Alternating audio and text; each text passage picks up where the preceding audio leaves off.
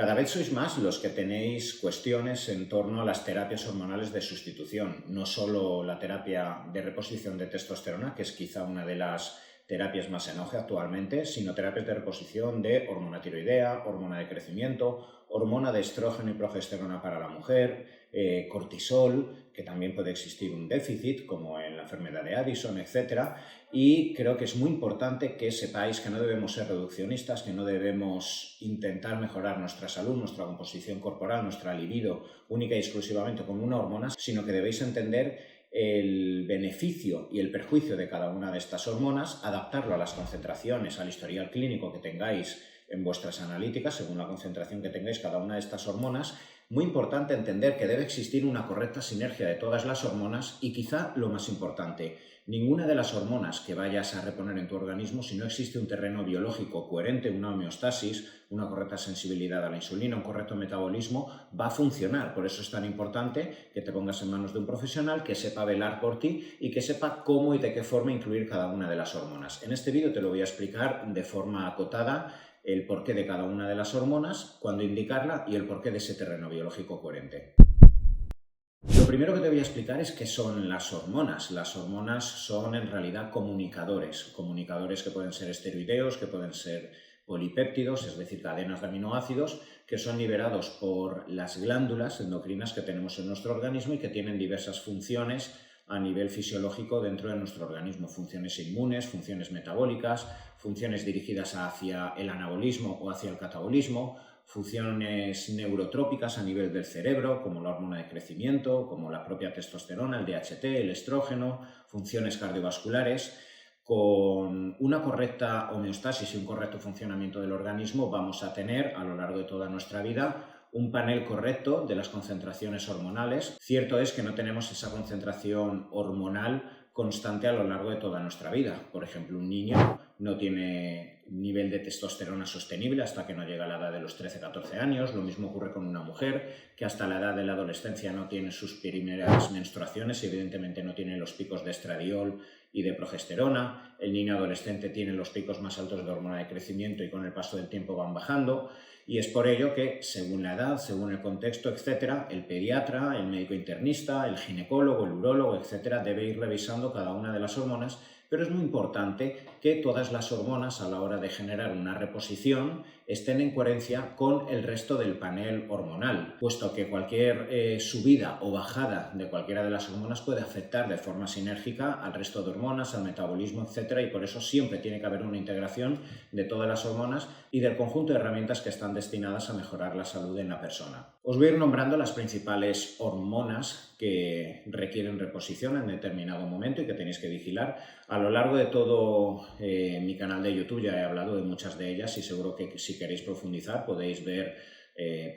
todas las dosis, cómo funcionan, los beneficios, los perjuicios de cada una de ellas, pero bueno, voy a ir nombrándolas poco a poco. En primer lugar, hablaríamos de las hormonas tiroideas. Ya sabéis que las hormonas tiroideas son dos. La T4, liberada por la glándula tiroidea, que luego posteriormente sufre una desyodación a nivel hepático o a nivel renal, quedándose la molécula de tirosina con 3 átomos de yodo en lugar de los 4 átomos de yodo que tiene la levotiroxina, la T4, y que principalmente actúan sobre el sistema nervioso, favoreciendo el foco cognitivo, favoreciendo la elevación de dopamina, favoreciendo la concentración, la interrelación de ideas, favoreciendo que el metabolismo sea correcto, que exista una correcta lipólisis, una oxidación de los ácidos grasos, y es por ello que cuando una persona tiene cierto hipotiroidismo o ya un hipotiroidismo subclínico, pues empieza a tener sensación de nubleza mental, empieza a tener incapacidad para levantarse por la mañana de forma rápida, incapacidad para mantener el foco cognitivo,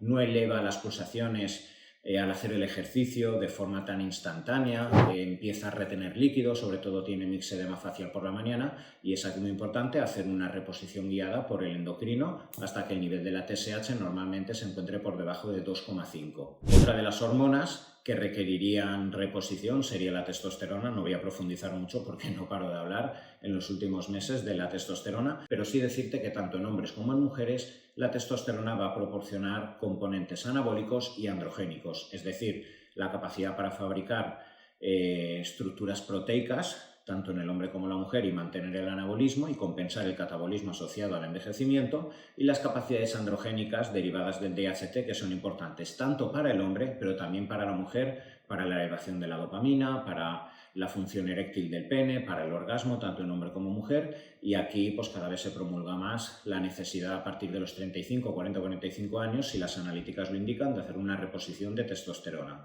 Hablaríamos de las hormonas suprarrenales, que con el paso del tiempo van teniendo cierto déficit en las concentraciones plasmáticas, y esto hace que la tolerancia al estrés físico y emocional en el día a día se vaya perdiendo. De ahí que a partir de los 35 o 40 años cada vez sean más las personas, especialmente las mujeres, que empiezan a tener síntomas vinculados a la fibromialgia, al síndrome de fatiga crónica, depresiones inespecíficas, un poco un panel de síntomas y signos clínicos inespecíficos que caen en ese saco roto de fibromialgia o síndrome de fatiga crónica, y que al menos parcialmente se encuentran asociados a cierta fatiga adrenal, a cierta incapacidad ya de liberar la suficiente cantidad de cortisol para enfrentarnos al estrés, y sobre todo de DEA, de hidroepiandrosterona, DHEA, que es una hormona precursora de andrógenos y de estrógenos, y que es anticatabólica. Nos permite que en esos momentos donde nos encontramos con mucha carga de estrés físico y emocional y mucha carga de cortisol, pues el DEA puede compensar el catabolismo, la proteólisis generada por el cortisol. Entonces, bueno, pues nada como revisar tus analíticas,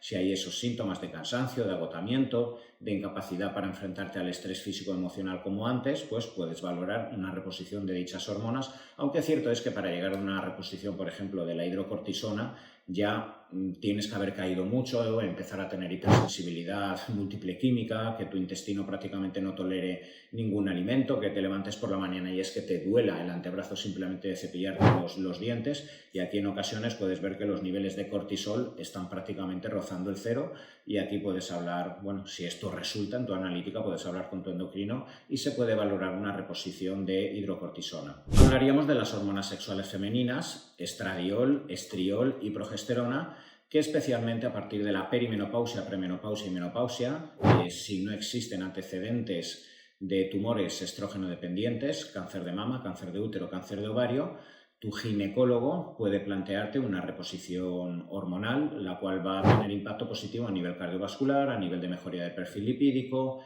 de sensibilidad a la insulina, mejoría del cabello, elastina de todo el organismo,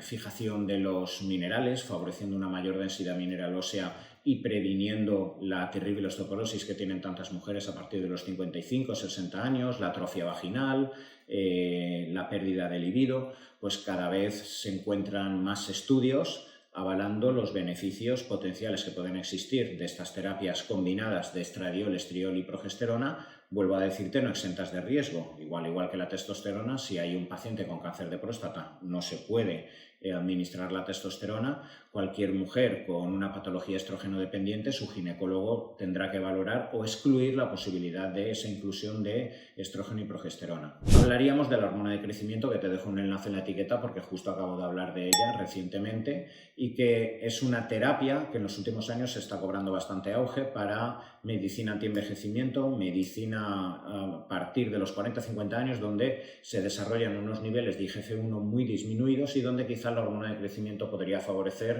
una mejoría en las estructuras proteicas, una mejoría evitando el catabolismo que se produce muchas veces como consecuencia también del estrés, exceso de cortisol en el organismo, y la hormona de crecimiento, según también la legislación y según cada país, pues se puede valorar su inclusión. En cuanto a terapias de reposición hormonal, estas serían las básicas. Podríamos incluir la insulina en una persona insulino dependiente donde realmente no existe la liberación de insulina por parte del páncreas. Aquí evidentemente sí o sí hay que hacer una reposición de esa hormona de forma exógena, porque si no, literalmente el paciente diabético tipo 1 fallece como consecuencia de esa falta de insulina, que ya no permite el transporte de glucosa, de proteínas, de agua, etcétera, al interior de las células. Pero no estaríamos hablando de que la inclusión de insulina obedezca a una pérdida de funcionalidad progresiva con el paso del tiempo de las glándulas. En este caso hablaríamos de una enfermedad autoinmune como es la diabetes tipo 1, donde los islotes de Langerhans dejan de liberar la insulina y aquí hay que incluir esa insulina exógena. Hasta aquí te hablo de las principales hormonas.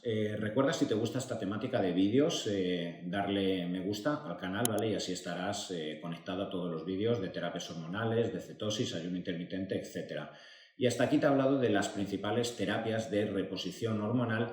Y al igual que te he dicho al inicio, te vuelvo a recordar, de nada sirve que llegues a los 40 o 45 años, sientas cierto cansancio en tu día a día, disfunción eréctil, ya no te concentras como antes y veas que tus niveles de testosterona están bajos si al mismo tiempo tu TSH es de 5,6, es decir, está elevada y no generas una reposición o no mejoras los niveles tiroideos. De nada sirve si eres una mujer con menopausia que incluyas estrógeno o progesterona y que sí permitas mantener la elasticidad, por ejemplo, de tu vulva y puedas mejorar también a nivel cardiovascular, etcétera, pero si tus niveles de DEA y de testosterona, androstenediona, están muy bajos y no incluyes testosterona o DEA, pues tampoco vas a tener la libido pertinente, no vas a tener la predisposición a las relaciones sexuales o tu masa muscular a la hora de hacer ejercicio no se va a recuperar de la forma tan eficiente que queremos. Si eres una persona que está muy estresada, quizá no te hace falta testosterona, pero la DEA la tienes muy baja y el cortisol te está matando. Es por ello que siempre debes fijarte en todo el panel hormonal y que junto al profesional que vayas a trabajar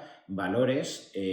reponer una o varias hormonas o no reponer y buscar las estrategias nutricionales, también médicas, el sueño, el ejercicio de pesas, aeróbico, determinados principios activos que vayan a mejorar no solo una hormona, sino globalmente todas las hormonas. Y es por eso tan importante que independientemente de que incluso en una analítica de forma muy robusta se verifique que una hormona se encuentra muy baja, atendamos siempre al terreno biológico sobre el cual vamos a incluir las hormonas. De nada me sirve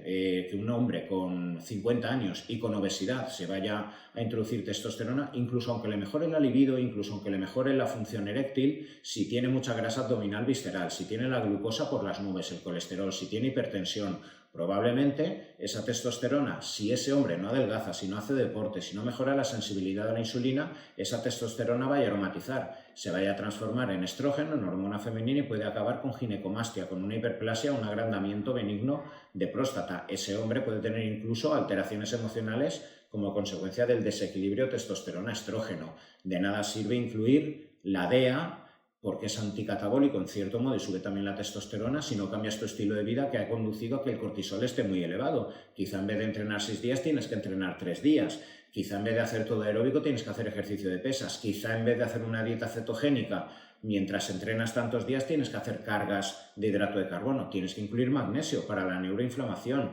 Tienes que obligarte a dormir 8 o incluso 10 horas durante una época porque vienes de una época donde has arrasado porque has tenido que trabajar 60 horas a la semana, has hecho unas oposiciones, venías de un divorcio y tú has tirado millas para que no te despidan, para sacar esas oposiciones. La consecuencia ha sido la DEA baja, el cortisol bajo, la testosterona libre muy baja, en el caso de una mujer una menorrea hipotalámica, y ese terreno biológico es el fundamental, es el crucial, es el 95% de lo que finalmente va a ocurrir a nivel de tu físico, tu composición corporal, tu estética, tu libido, tu rendimiento cognitivo, y solo las hormonas, en último término, van a ser el perfecto coadyuvante que van a permitir que todo cobre ya valor, que todo cobre sentido. Y es por ello muy importante que te debes de poner en manos de profesionales integrales o un equipo multidisciplinar donde se te vaya a trabajar junto a la analítica y junto a las hormonas, en caso de que las tengas que usar, una nutrición personalizada, un ejercicio dirigido de pesas, aeróbico, el sueño, principios activos naturales que vayan a permitir que finalmente